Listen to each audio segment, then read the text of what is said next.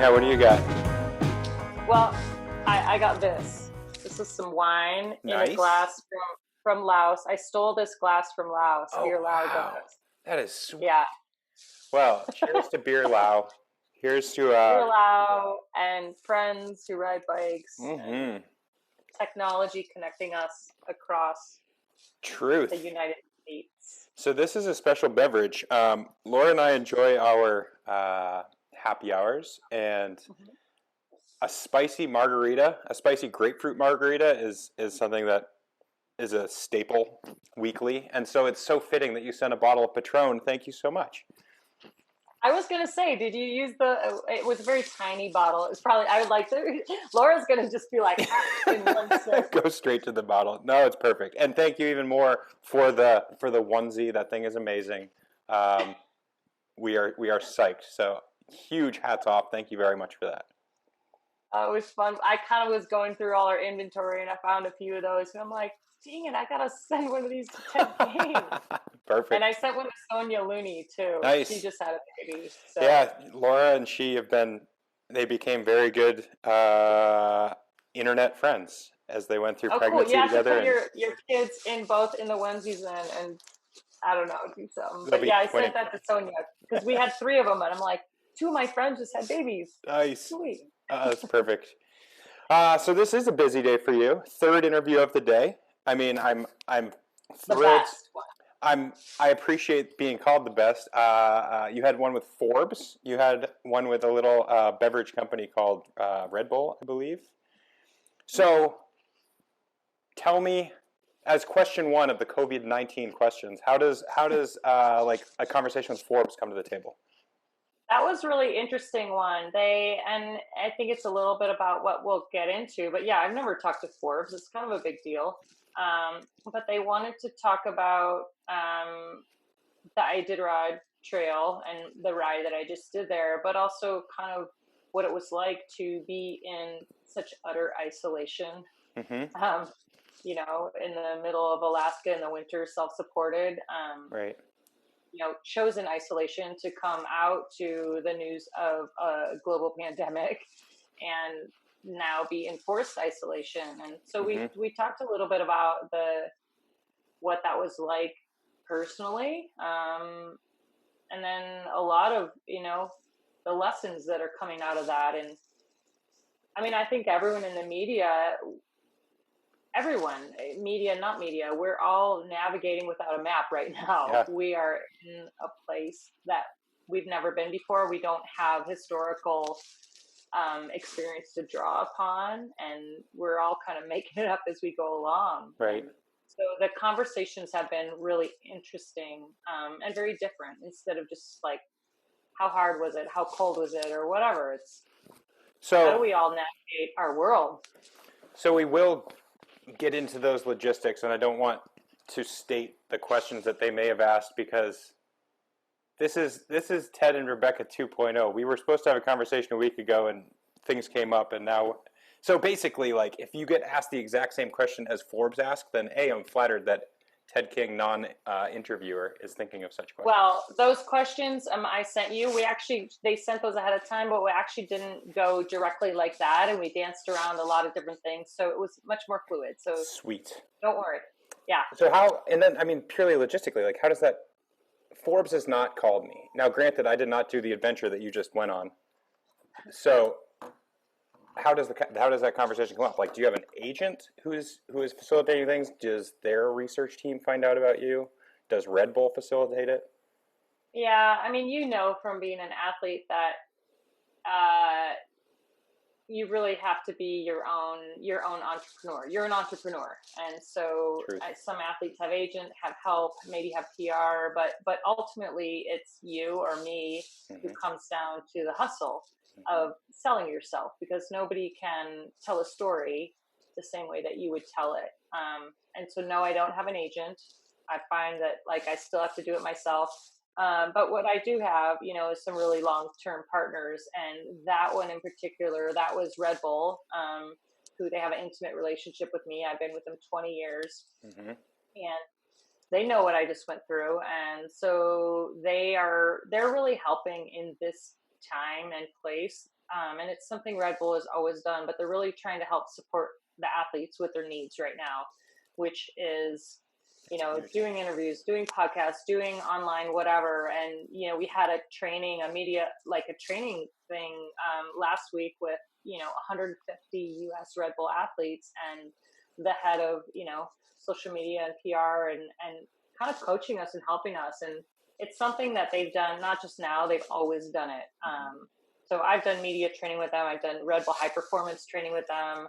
They connect me to help develop a website. And so they truly are, and this isn't a Red Bull commercial, but they're truly a partner. And it's what does the athlete need to do their job, and how can we help them do their job? And it may be you need VO2 max testing. It may be that you need nutrition coaching, but it also may be that you need help, figuring out how to do PR or how to do a Zoom call and do a happy hour. I mean, literally, they're really trying to coach us in that way. And it's an example that I try to take with everyone that I work with. Is even, I have 3 people that work with me in my company, and I try to think about what do they need to do their job, and how can I give them what they need so they can really shine.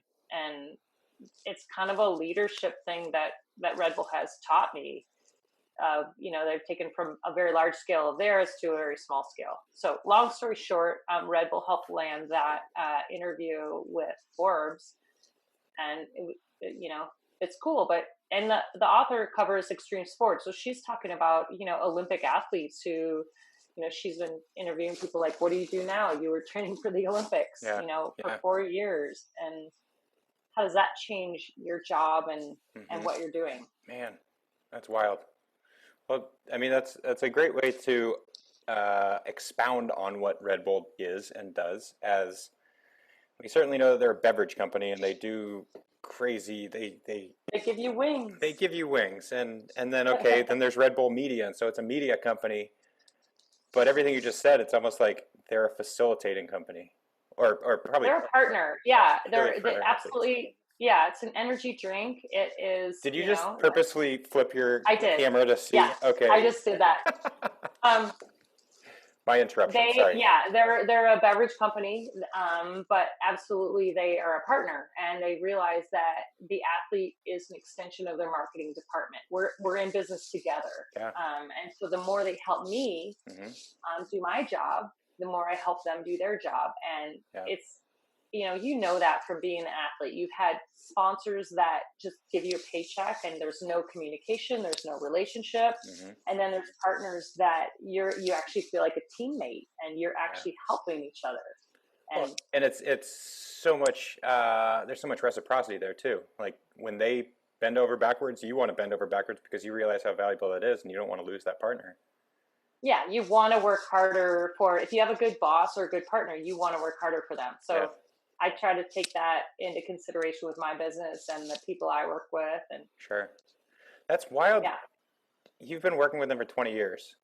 I mean, it's funny because, there's so many extreme sports that we affiliate with Red Bull. So there's probably plenty of Red Bull athletes who have been born in the past 20 years. They're getting inverted 16 times over on skis or whatever it is. So is that, I got to assume, that's got to be is that your longest partner? Yeah, Red Bull's my longest running partner to date. And it is funny when we have athlete summits or we all get together and I'm definitely like the old lady in the room. There's like the greatest accolades. Well, and there's a ton of people like Chris Davenport has been a Red Bull athlete longer than I have. And it's kind of cool, or Lindsey Vonn, but then you also see like a 14-year-old, new skate athlete. And they're like, I actually really love that because I actually feel like it broadens all of our perspective for that athlete to meet me and for me to meet them. It kind of blows both our minds and opens our minds to a different world that we don't hang out in all the time. Well, yeah, it's certainly not to hang out on Red Bull for too long, but it's crazy the latitudinal work they've done. I mean, listening to Payson's podcast, there's like a video gamer who's a Red Bull sponsored athlete. And I mean, that opens up a whole new world of, what is yada, yada, yada. Okay, so let's keep it in the here and now. One of the more recent and crazy adventures that you just came back from is it Iditarod Trail Invitational? Have I said it correctly this time? Okay, excellent.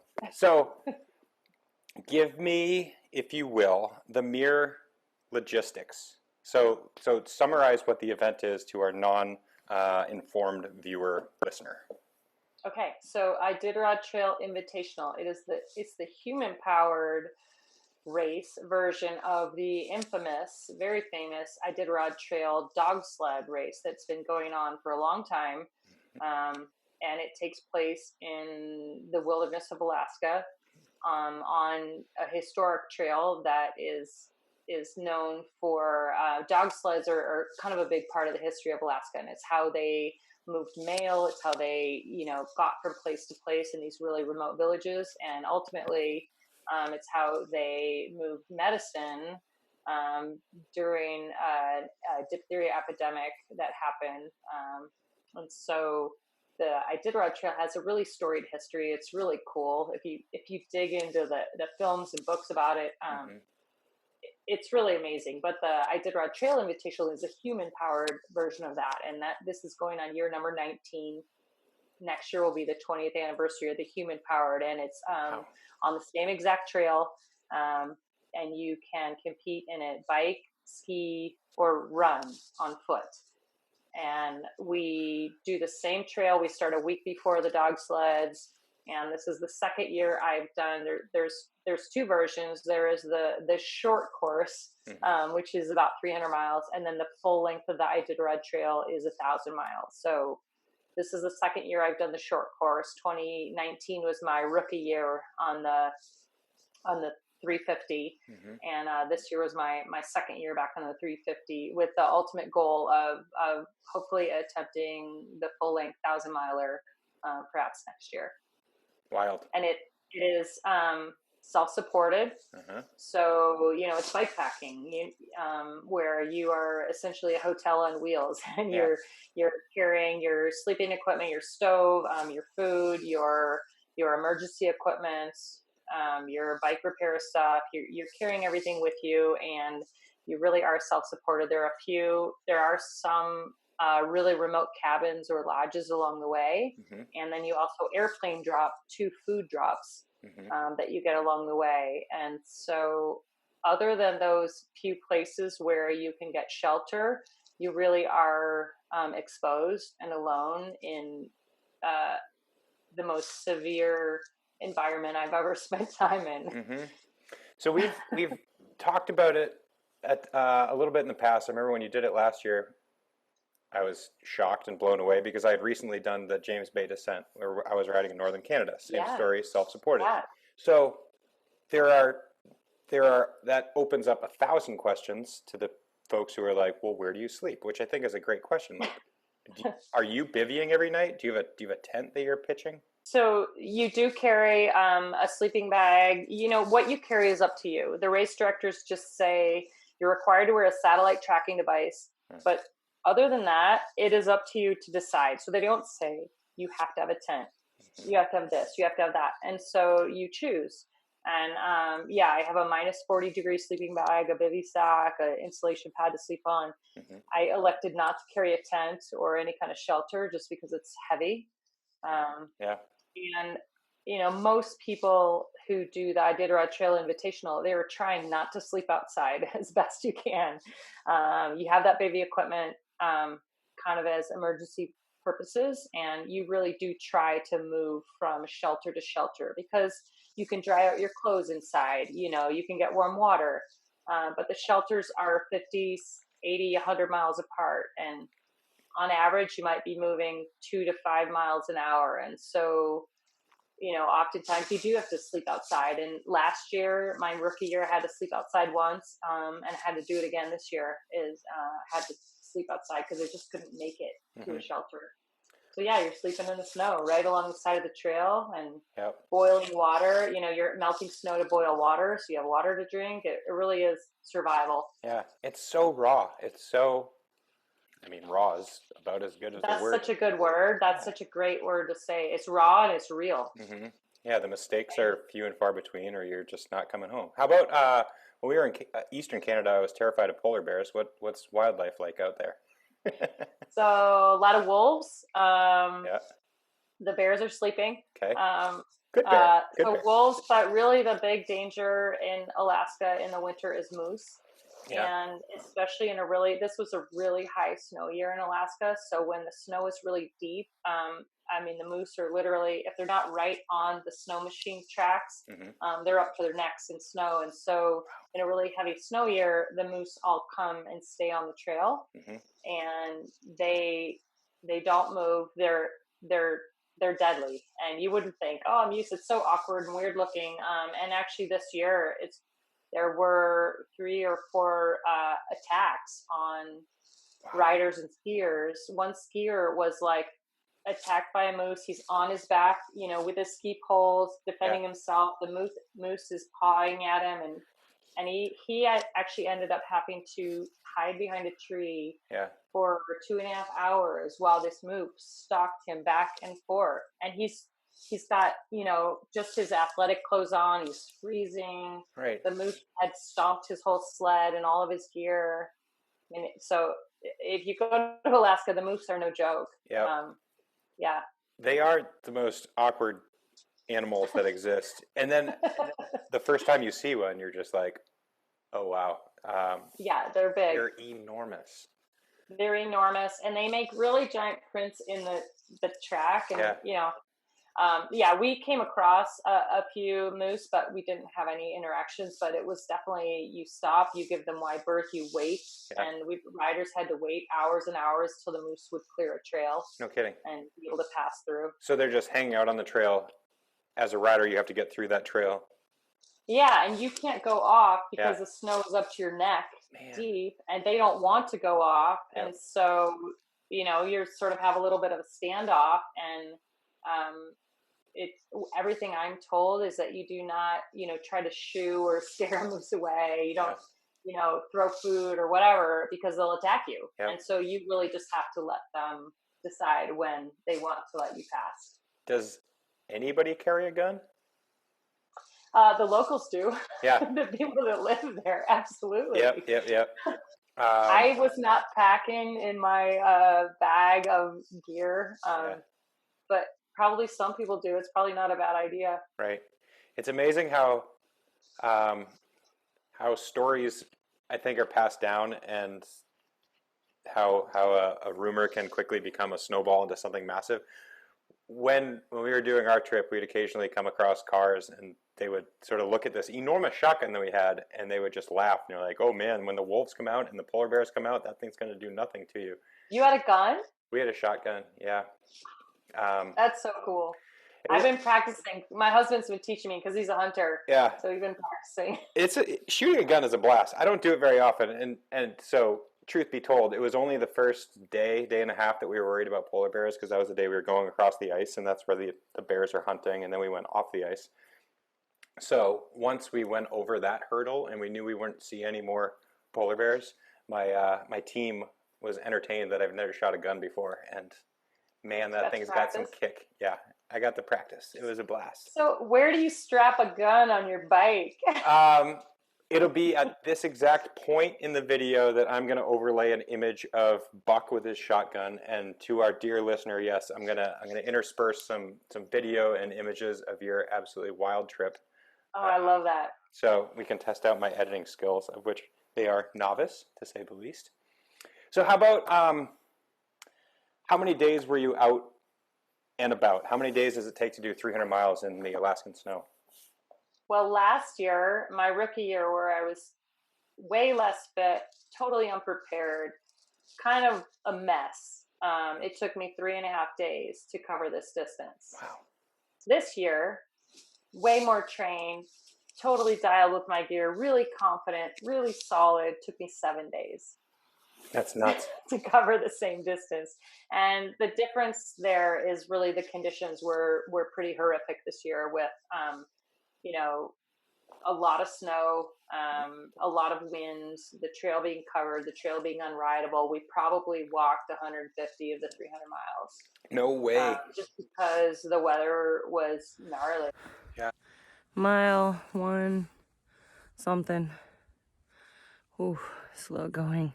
There's Greg back there. Beautiful view behind us. It's absolutely stunning here. But we're walking, taking our bikes for a walk. I just really want to ride, but it is really gorgeous. But yeah, we're moving slowly. Trying to get in 50 miles today, but I don't know, we've done 10. Yeah, but it's still beautiful. Just the trail is soft. Walking, too much walking. So my first year was quite hard for me physically because I was unprepared, but I didn't realize Mother Nature had been very kind. Mm-hmm. And now the comparison to the elements that happened this year, the ride took me twice as long, but it was 10 times more challenging and more intense and more committing and really life or death kind of conditions that, I don't want to sort of make it be overly dramatic, but it was -40 with 50-mile-an-hour wind gusts in the middle of the night, and the trail is blown over. You can't see where you're going. I mean, those are serious conditions, and the consequence for making a mistake is really high.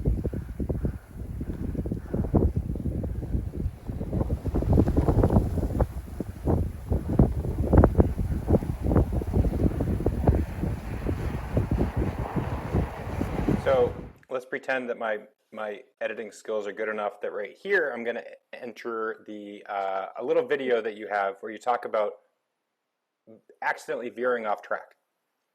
You had a navigational error, and the exposure is high and the exposure is real.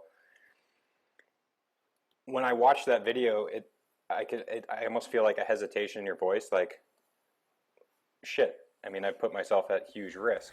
I just made it to Yetna Station, checkpoint 1, mile 60. Whew, it's, I think 6 a.m. Been going since 2 nonstop and made a really, really big navigational error. Just like 45 minutes into the race, and missed a turn and ended up on the ski and walking route instead of the bike route, and cost me hours and hours of time and precious energy. And so it took me, I'm playing catch up now. It took me a lot longer to get here than I expected, and I'm way behind. But I'm gonna go in, get some food. I might take a nap here. I'm gonna see what the situation is. But yeah, and just kind of take stock of how bad the damage is of the massive mistake that I made. It's kind of a drag, but there's nothing to do but go forward. It's 60 miles into a 300-mile race, so time to get warm and get some food. So how do you pivot from there? How do you gain confidence from there? Or how do you say, this is a warm little hut, I want to just quit right here? I lined up at the start line, and I was sitting there feeling so excited, so confident. 2019, I was terrified. I was shaking in my boots. And this year I was like, I'm so excited. I'm prepared. I could win this thing. I'll be among the top riders. Like, I totally got this. It was like a cool feeling of confidence. And half an hour in, I made a navigational error, and I was on the Iditarod Trail. Like, there are multiple ways to go, and especially in the snow, the path kind of goes where the snow machines end up going, and in this particular case, there's a little reroute for the bikes right at the beginning of the course that and I missed it, and a handful of other athletes went straight, and we were on the traditional Iditarod Trail, but it ended up being basically I was split, from the rest of the group, and it wasn't I looked at my map. I made a conscious decision. I looked at the tire tracks. I looked at the quality of the trail, and I decided to go straight instead of left. And it was the wrong decision. And, it basically put me 6-7, it probably cost me 6-7 hours, 30 minutes into the race. Wow, And that's brutal. and it was brutal. And I spent, as an athlete, I kind of went through the stages of grief, and I spent the first part of that being really mad at myself and being pissed off and, being like, I could have won this thing, and kind of being in my own head about ego. And then it started snowing, and then I had other navigational choices to make.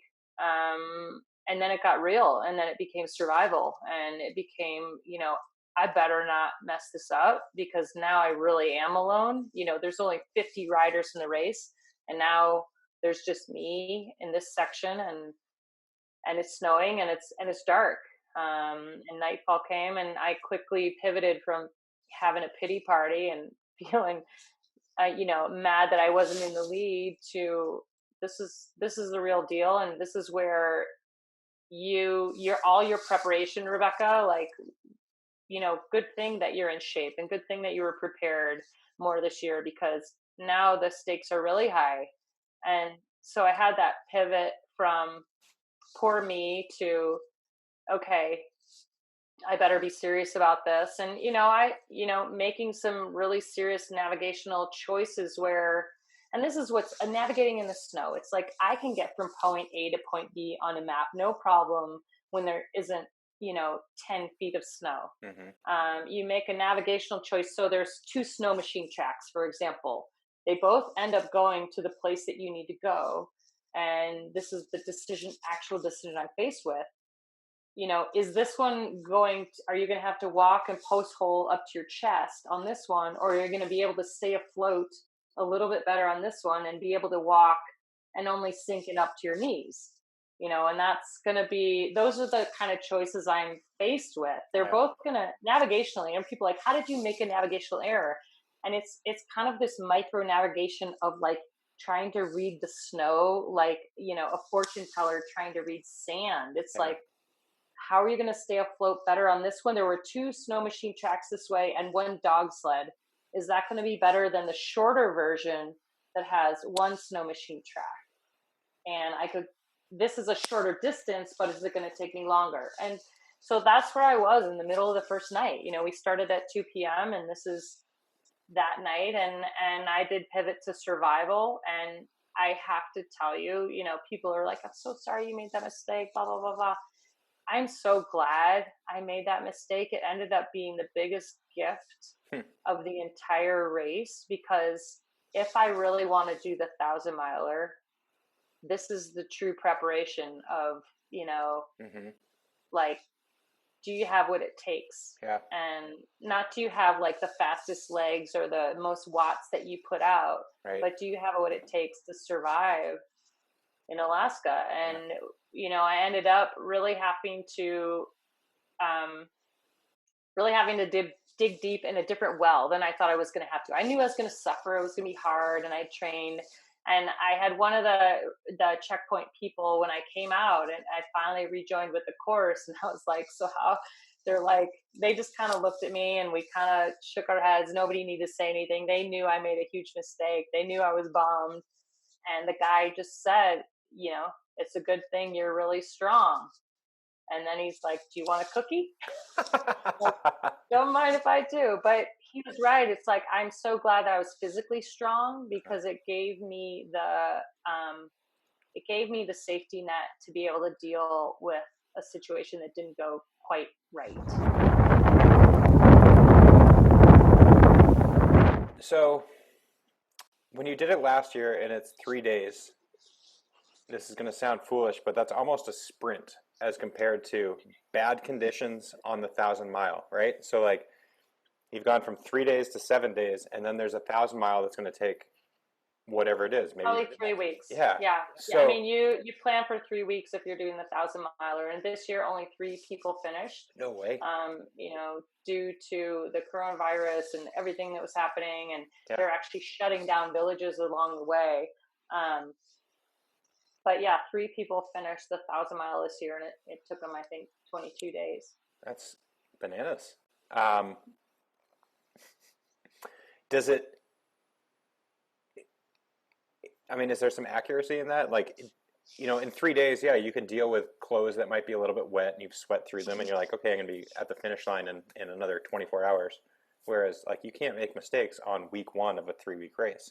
So, I mean, these are the things that you're learning along the way and how to deal and pivot. And yeah, that's a super good point because absolutely, I mean, it's just like going on your ride. If you're riding from your house, you're riding for an hour, you might not even take a water bottle, or it starts raining and you're like, no big deal, I'll be home in 10 minutes. And you don't put on your rain jacket, you just keep going.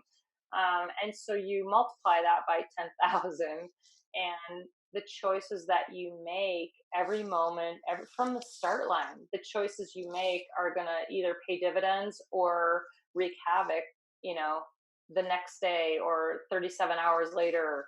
And so, I talked to my coach, and what I didn't do well last year, one thing was nutrition. And I just kind of went empty into the tank more often than I should have, because when you've got a face mask and goggles and all that, it's really hard to physically eat because you don't even want to like pull down your face mask to put food in your mouth. And you've got gloves on and you're trying to get the food out, and it becomes a real chore. And I didn't eat well last year. And so this year, we made this plan of like, even in the first 24 hours, the first 2 days, my coach is like, if you can eat, 500 calories an hour in these beginning days, that's going to pay off on day 4, 5, 6, 7 when you can't eat. And that's exactly what happened. I mean, we ended up getting into elements where when it's 50-mile-an-hour wind gusts and sub-zero temperatures, there were nights we didn't eat for 12 hours because you physically could not. If you took your mask down, whoa, you're going to burn your skin. You're going to frostbite. And so you roll that dice of, do I lose fingers and skin, or do I put calories in my mouth? And so when it's almost like when times are good or the sun is shining or things are well, you really need to like build a foundation for when things are all going to go downhill. And so, like you said, every action that you make will build on it. And so say your jacket is wet and you don't dry it out when you're in the next shelter. And then nightfall comes and your jacket's wet, you freeze to death. Yeah. And so they're a very real, it's why part of expedition riding is so slow, and especially winter expedition riding, is because you have to take the time and the discipline to take care of your body and your equipment. Mm-hmm. And if you don't do it, you're going to end up a popsicle by the side of the trail somewhere. Yeah. So 2-part question.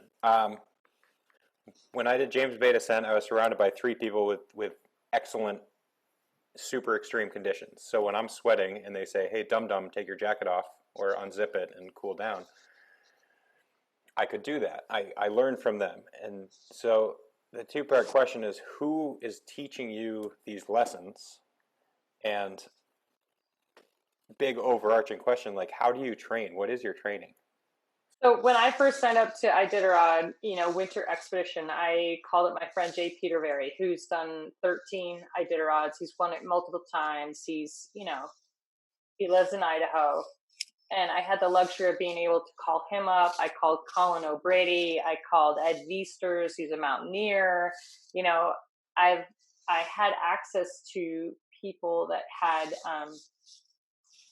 extreme, mountaineering or climbing or biking experience. And so I tried to, mooch off of their experience as much as possible. And, I would encourage anyone to do this. It's like, read stuff, learn from other people, fast track your learning, so that you don't have to learn that you're not supposed to sweat, Ted, when you're in a sub-zero environment. Oh, good lesson.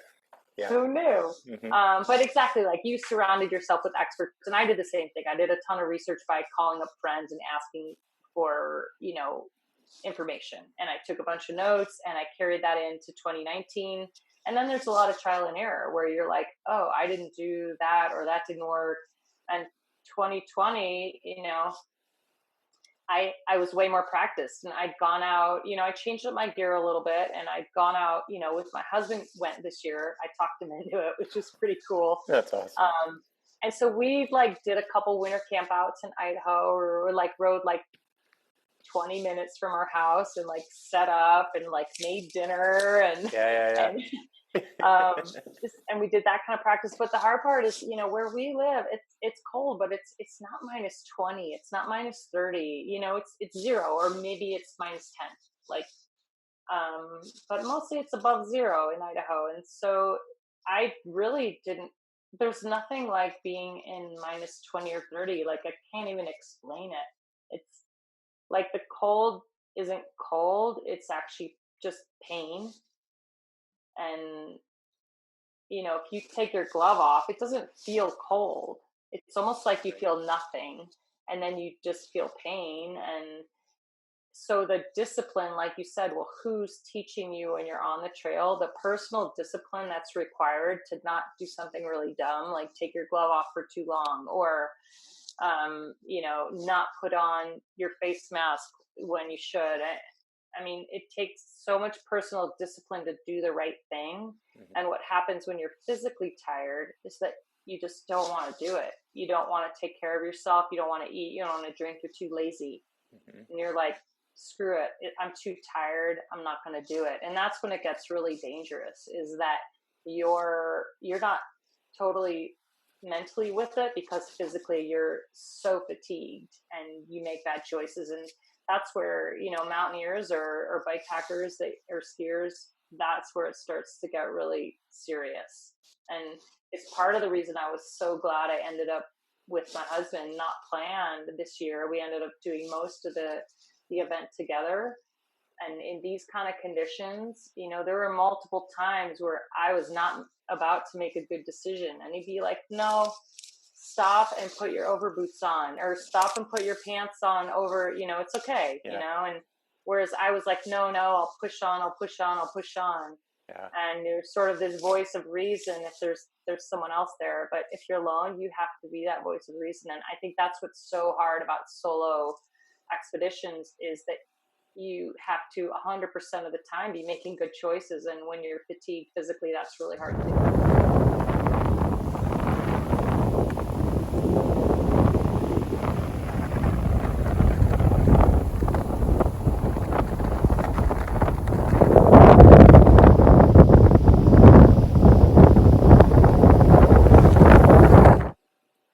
Wild in every sense of the word.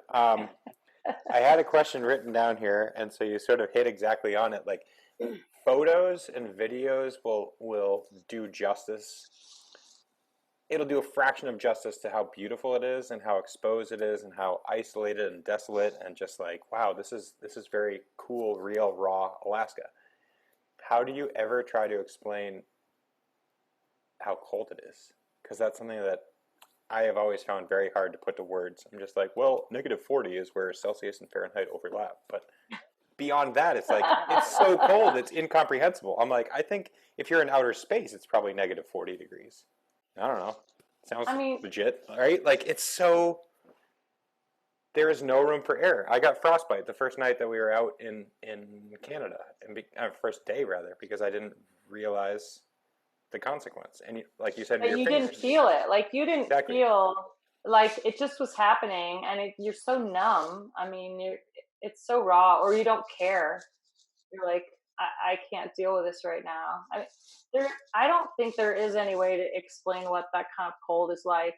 Mm-hmm. It's not like, you know, you go outside and you feel cold and you should put a jacket on and you can do something about it. It terrified me going.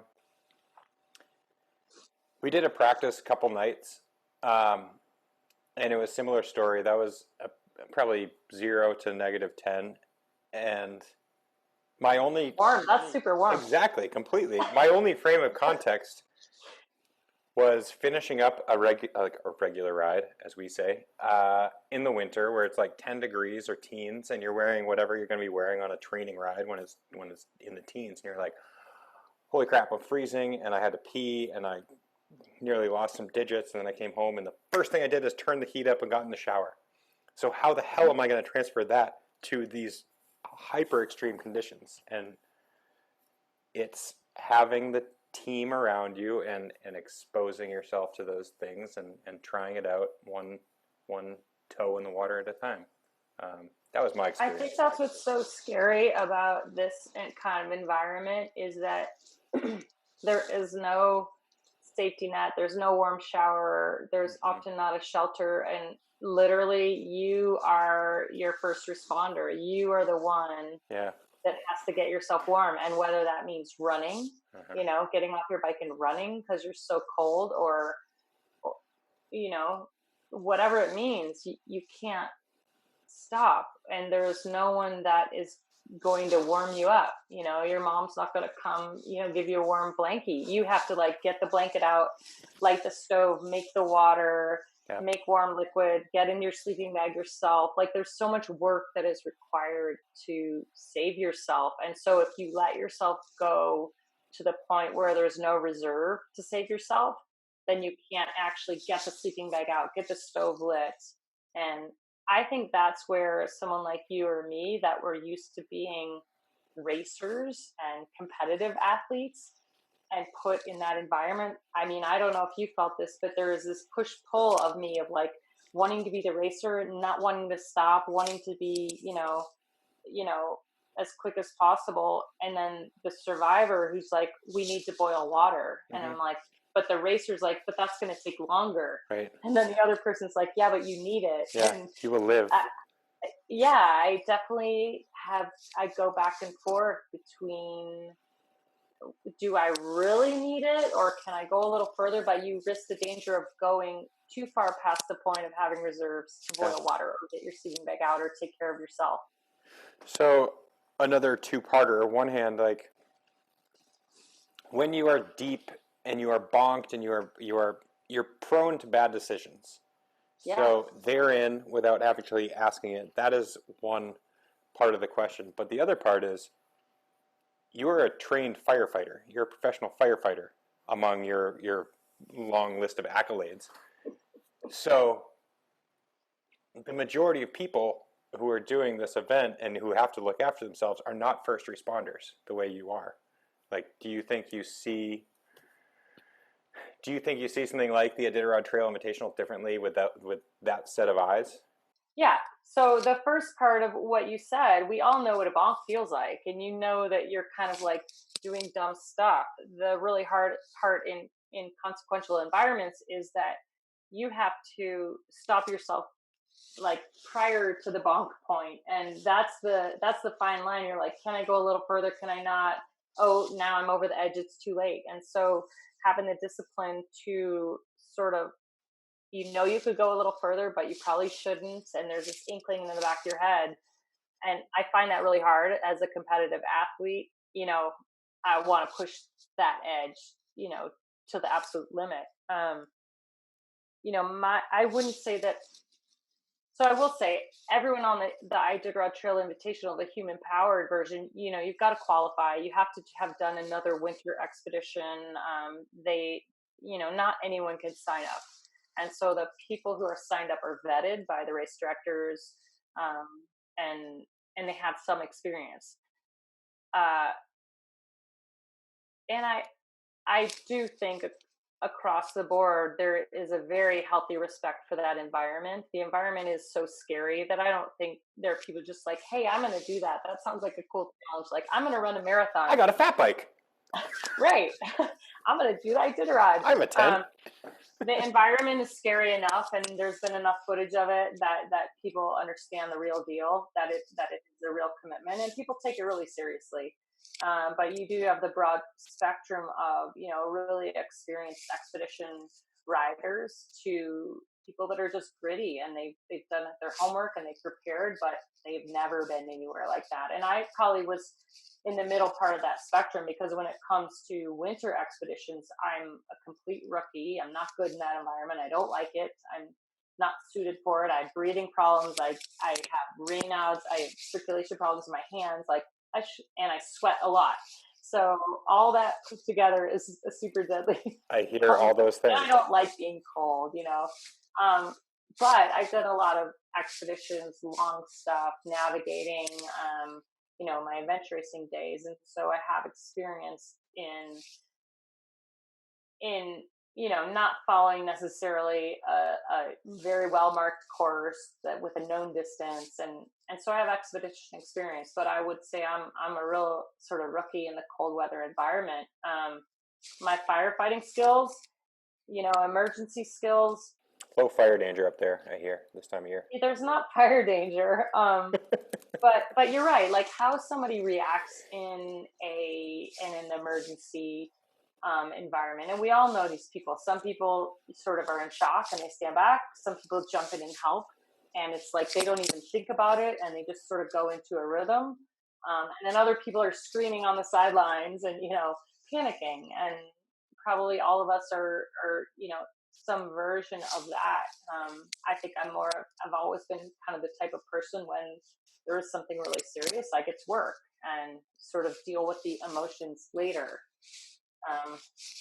And I think that's probably, I don't think that's from my firefighting experience. I think that's probably why I was drawn to the fire department, is because I had that sort of personality already. Makes sense. So there you are. I think the event starts March 1st. Is that right? Ish? Yeah, it started on the 1st. Okay. Now, I'd be remiss if I didn't acknowledge the date. I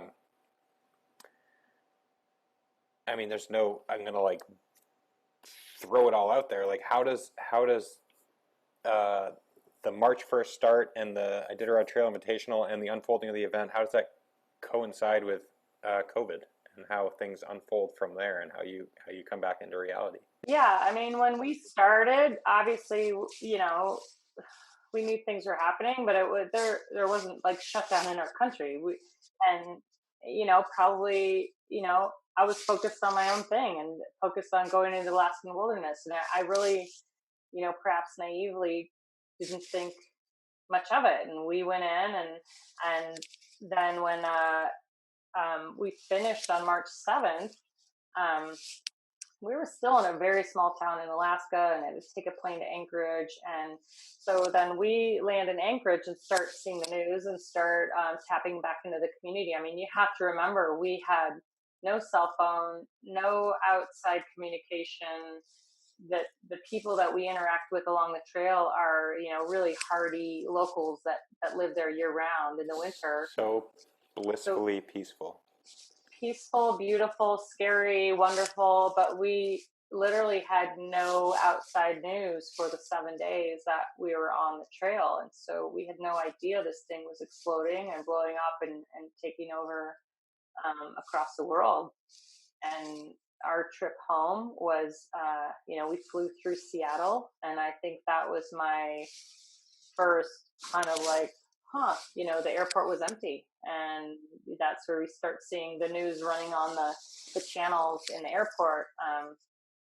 And it still kind of didn't hit home. I got home and, sort of called friends and like, do you know what's going on? And I was like, wow, this is, it still really took another week. And then really, obviously, getting the fire department updates and seeing how our valley has had to adapt, right now, our county in Idaho has one of the is the highest per capita infection rate in the country, and so very quickly it became a reality for us.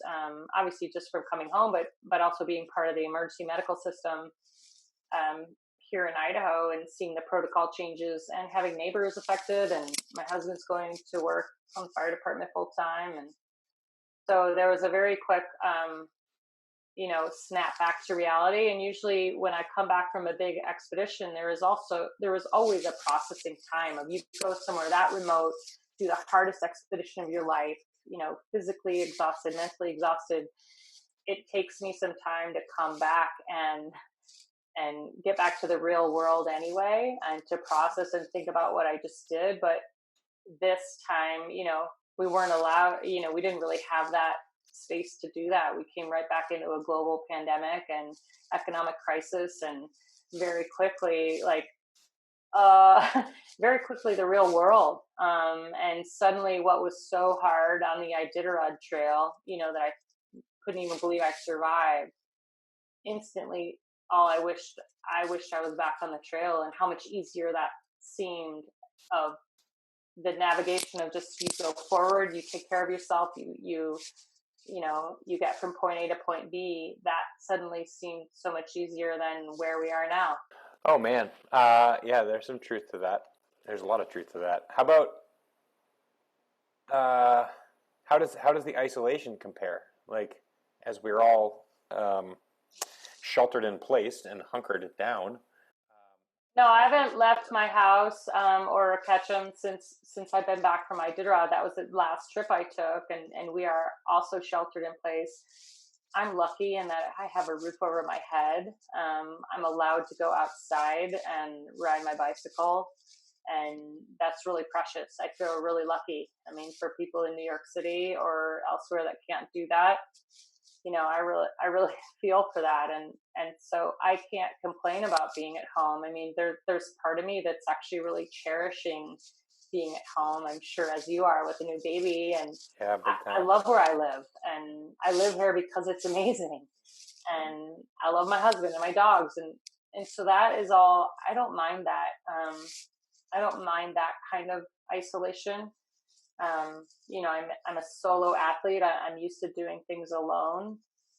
I think what is really hard for me is the uncertainty of our futures.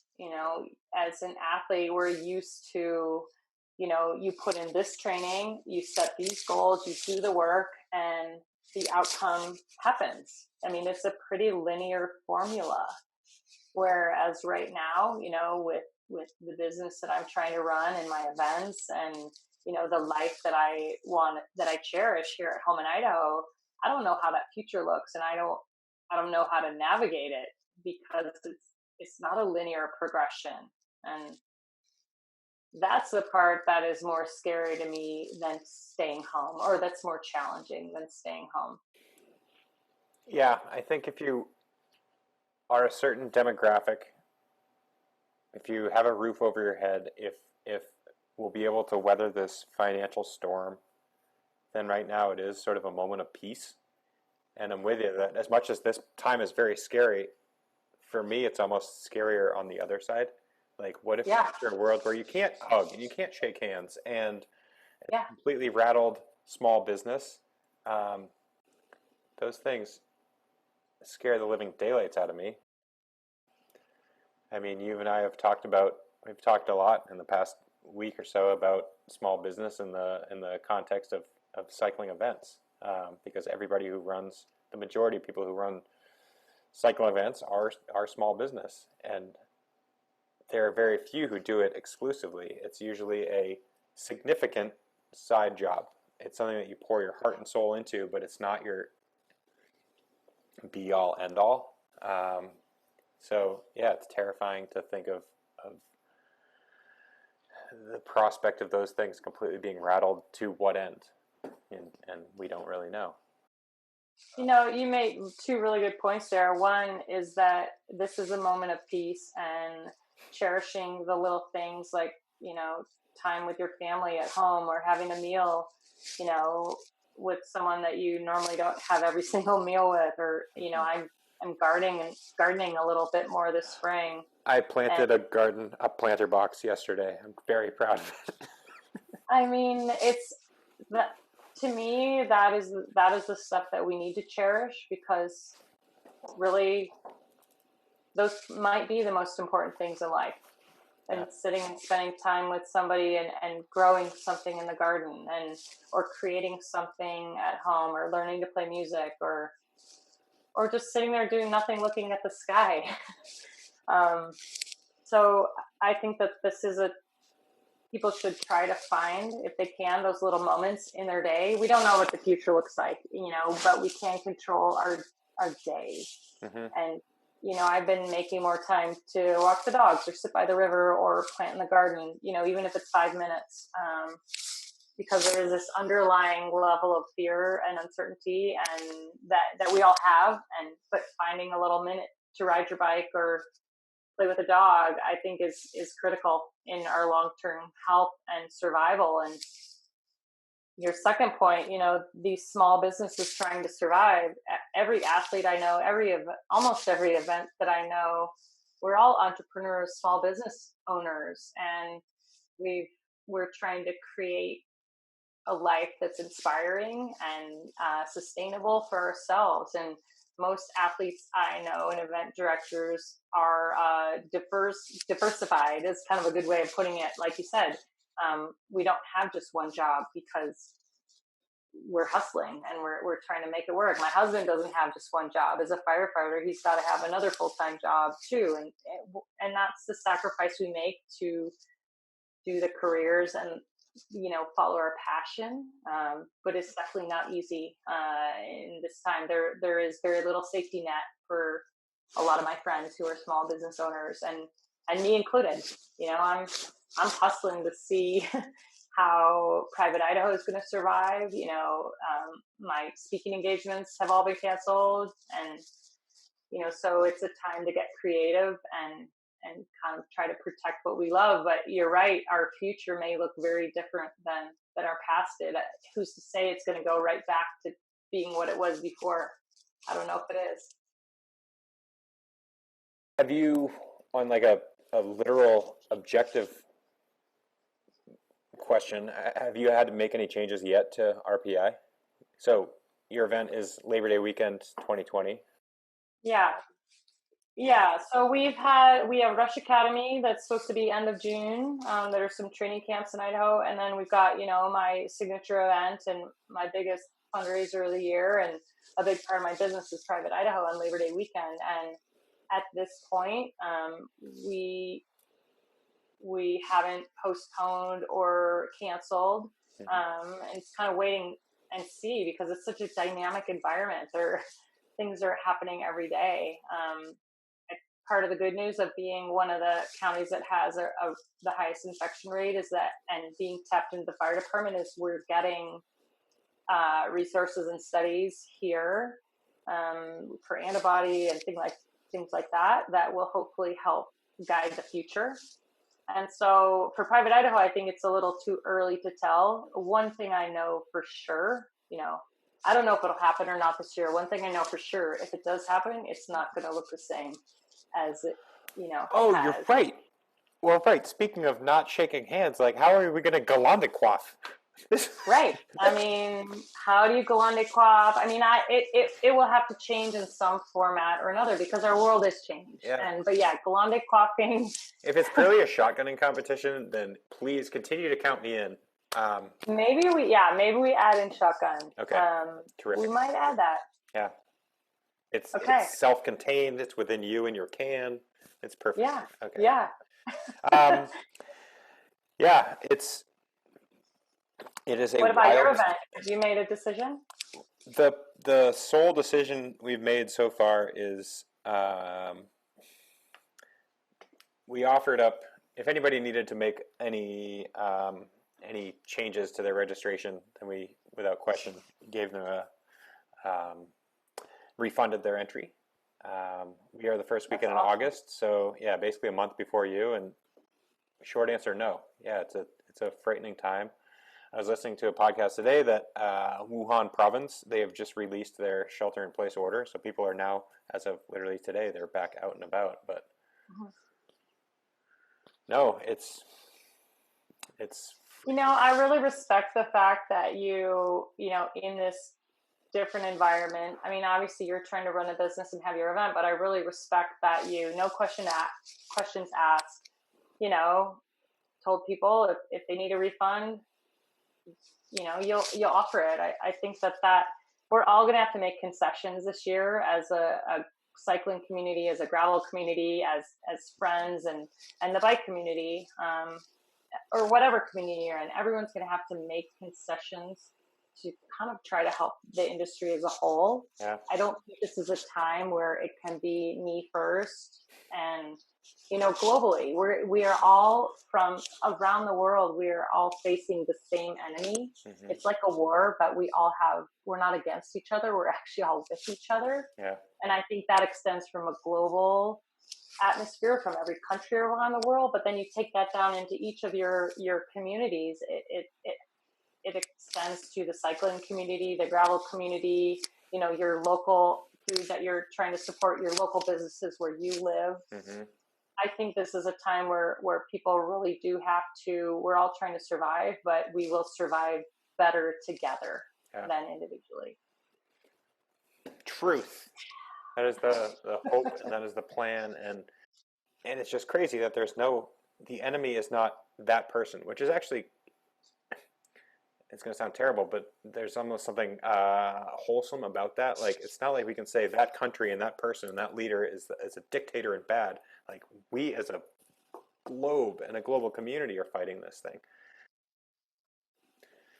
And it's the first time in our lives ever that our world is aligned with the same goal. Right. I mean, every other war, it's us versus them. Mm-hmm. So, yeah. Well, yes, this will be a crazy time. This is going to be an interesting pivot. So an us versus them includes an inclusionary and exclusionary perspective, right?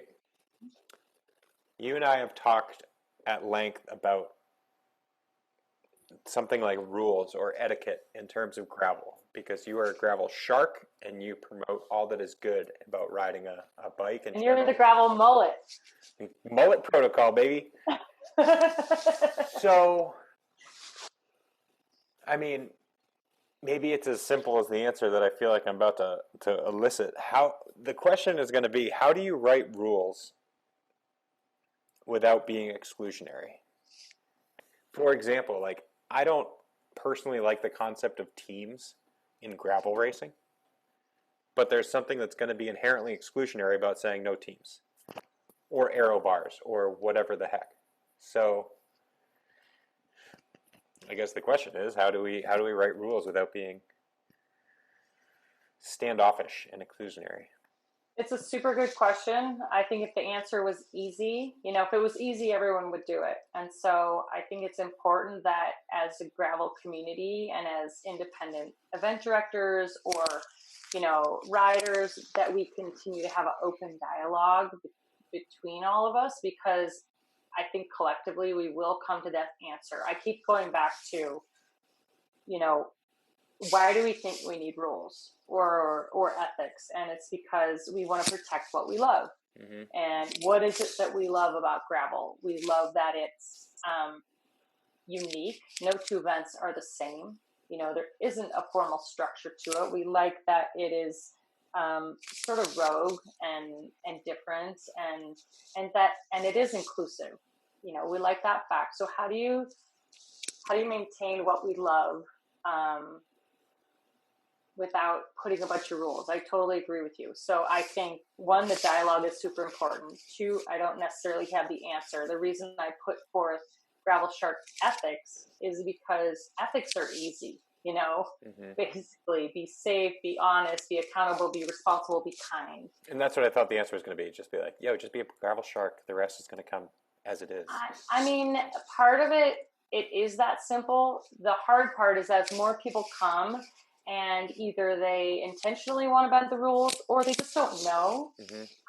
And I'm hoping we try to go with number 2 and educate people on, like, hey, this is the kind of party this is, like your mullet protocol. This is the way the party is. If this isn't your style, don't come. Mm-hmm. And I think there's a lot of power in sort of peer communication of, like, this is what it's all about.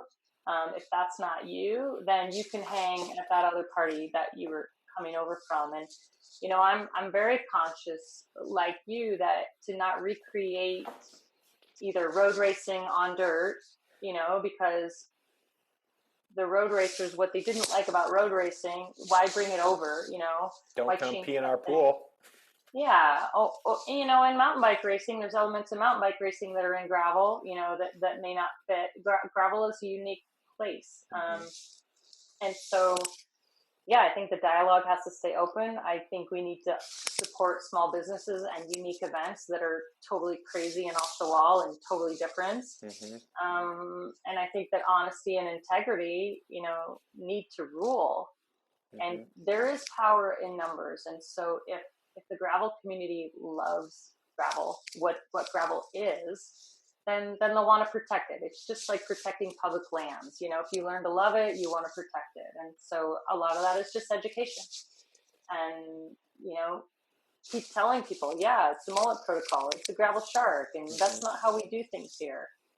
And there are going to be some races, and here's where you and I need to be okay. There are going to be some races that do want to allow teams and do want to have the super racy road aspect, and that is they can have that style. I think what's really important with the independent event directors is that your event is going to be your style.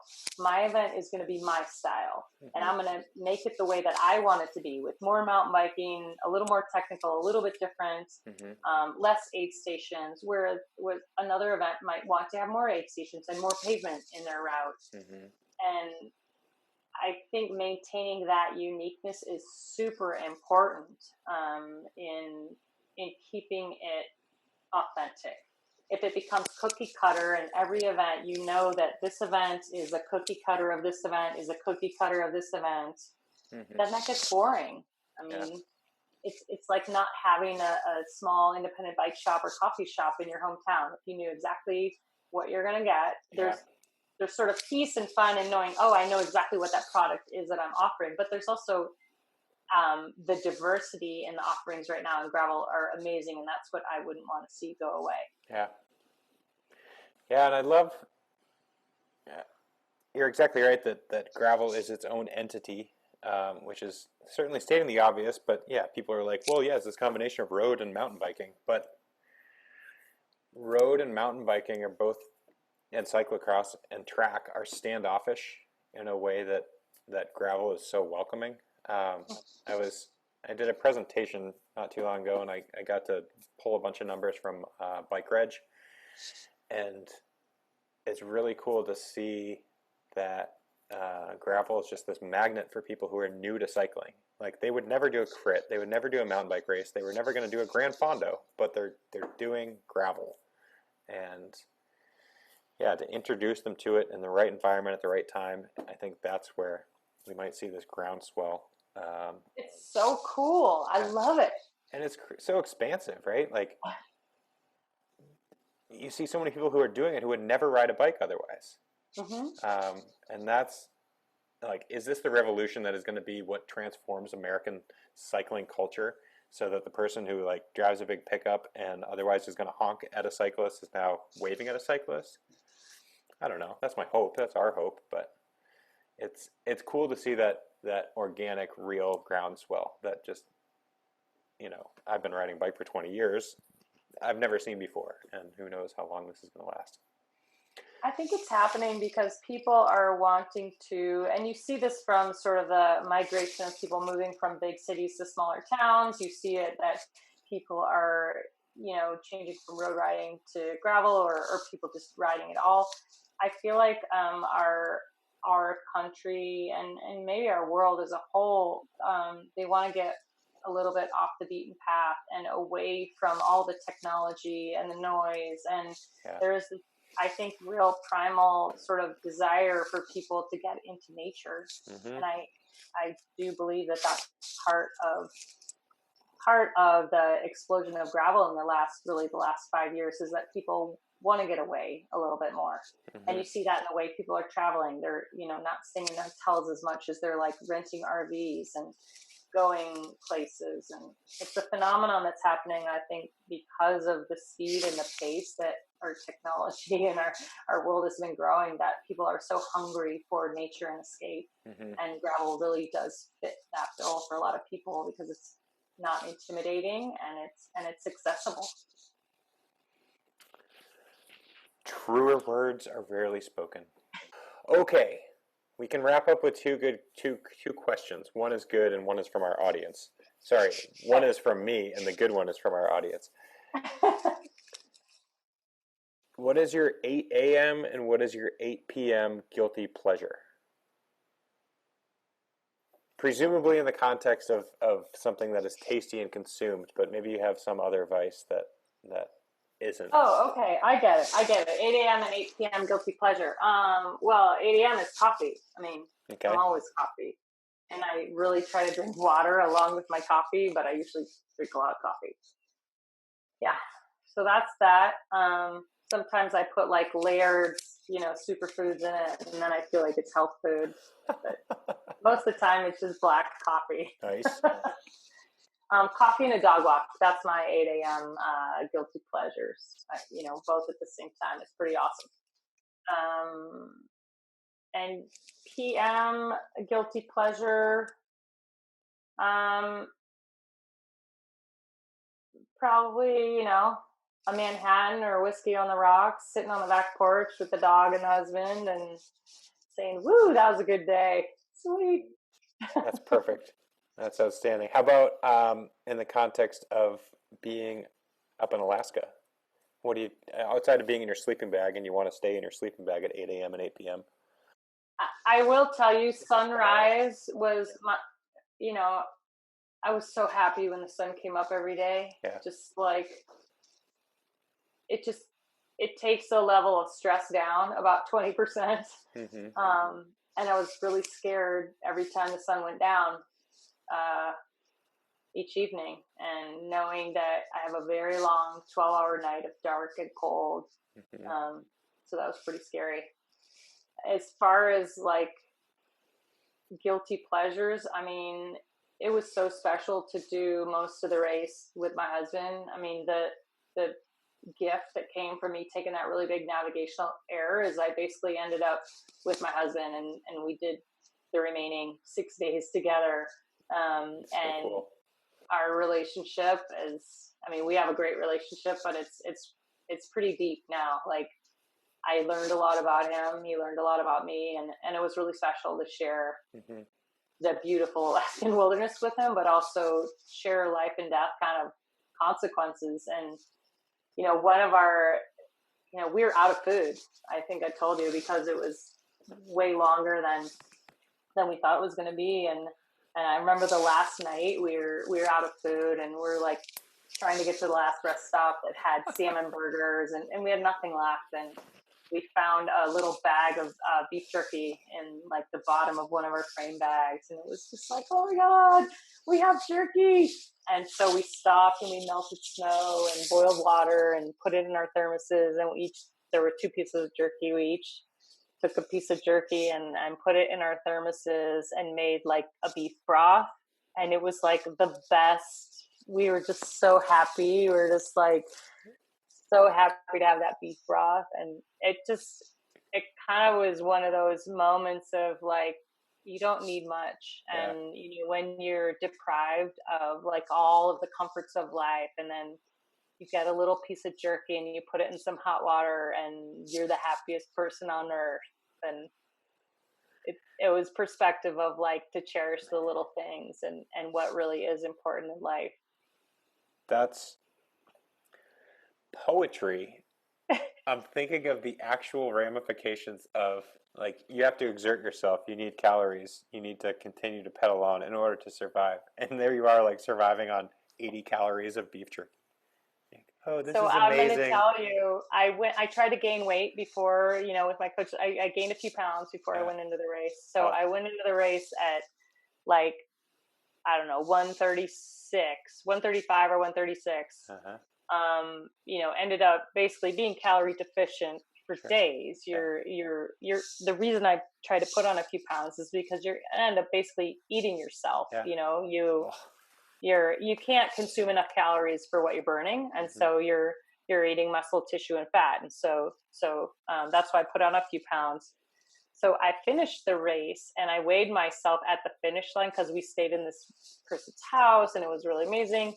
But I was super like puffy and bloated, and so I finished the race at 148. What? How? It was all edema and swelling, and I think I included a picture of my legs in that file. Like, that was the night I finished. Everything had just puffed up like a tick. That's nuts. So my lower body was really, really puffy and swollen. Is this after you presumably had some sort of nice meal at the end of the event? Is this after your final meal? Or?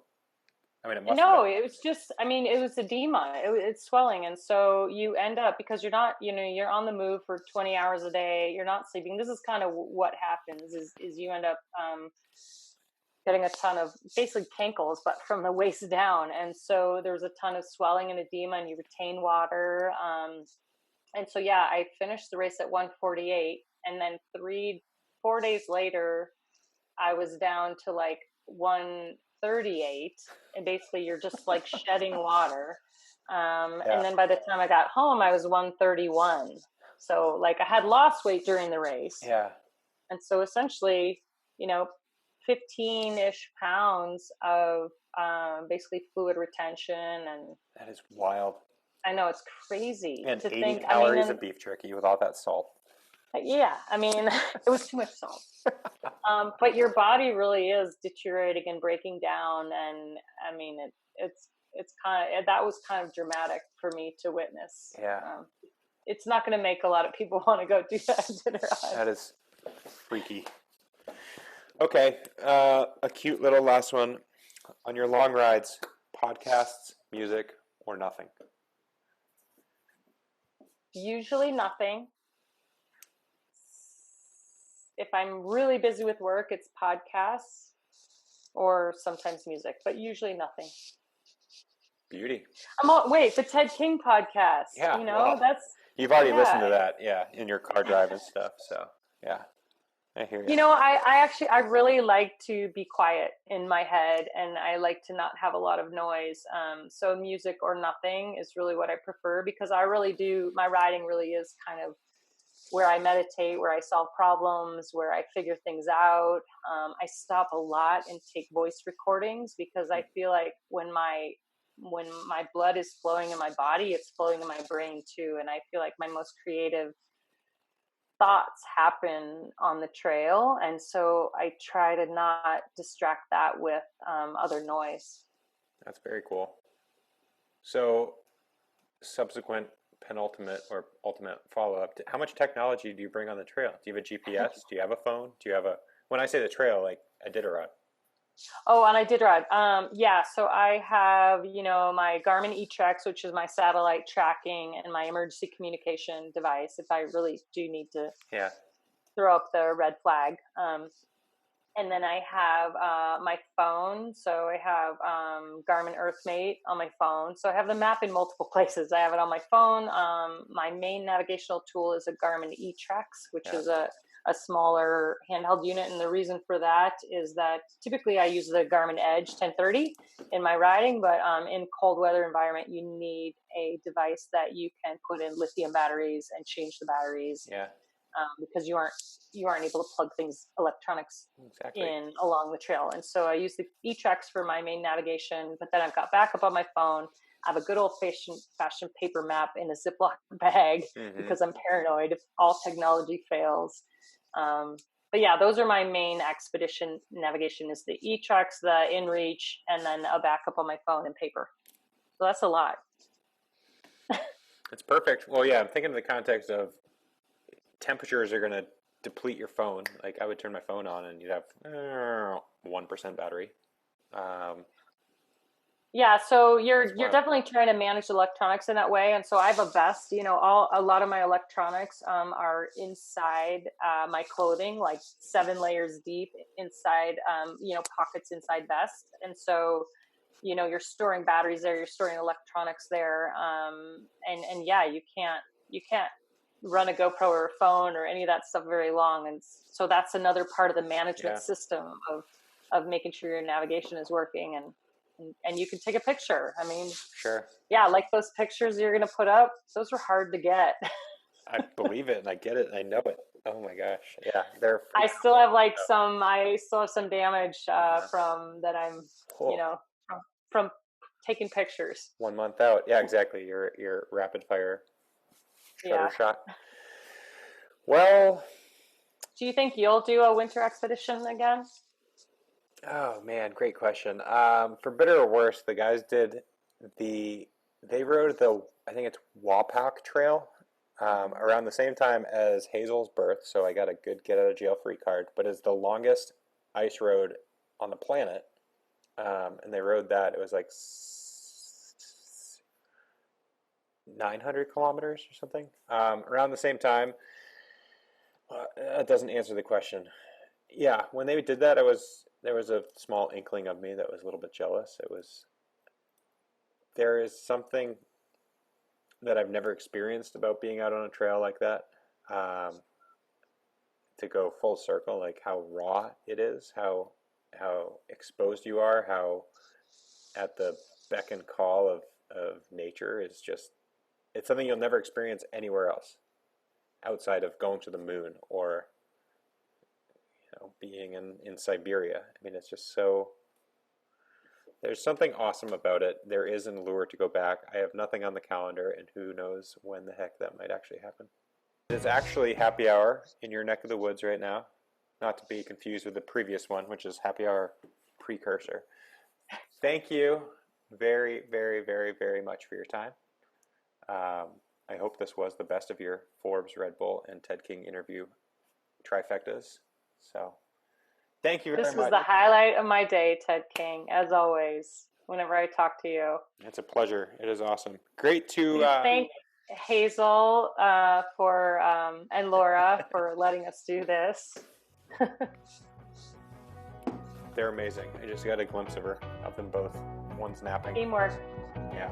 I look forward to riding with you again somewhere, maybe on the Iditarod Trail, maybe in Idaho, maybe at your event, who knows.